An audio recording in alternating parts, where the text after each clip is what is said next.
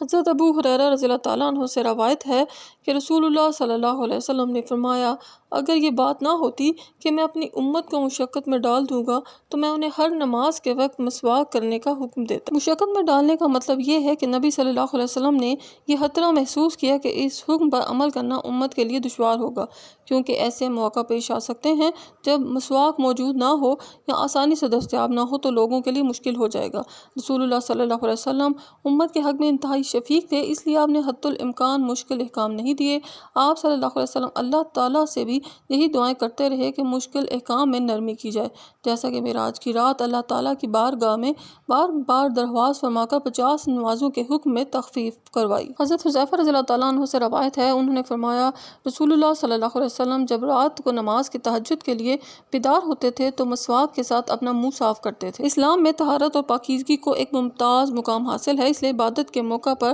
ظاہری صفائی کو بھی اہمیت دی گئی ہے۔ وضو کے ساتھ ساتھ ظاہری صفائی کا ایک ذریعہ مسواک ہے، جس کے بارے میں رسول اللہ صلی اللہ علیہ وسلم نے بہت تاکید فرمائی۔ زبان اللہ کے ذکر کا ذریعہ ہے، لہٰذا اللہ کا نام لینے کے لیے ان کی صفائی کا اہتمام ضروری ہے۔ یہی وجہ ہے کہ نماز کے لیے وضو کو شرط قرار دیا گیا ہے، جس میں منہ کی صفائی کرنے والی 2 چیزیں شامل ہیں، یعنی کلی اور مسواک۔ نیند کی وجہ سے منہ میں ایک بو پیدا ہو جاتی ہے، جس کے ازالے کے لیے بیدار ہونے پر منہ کی صفائی اور مسواک کی ضرورت ہے، خواہ یہ بیداری نفل نماز تہجد کے لیے ہو یا فرض نماز فجر کے لیے۔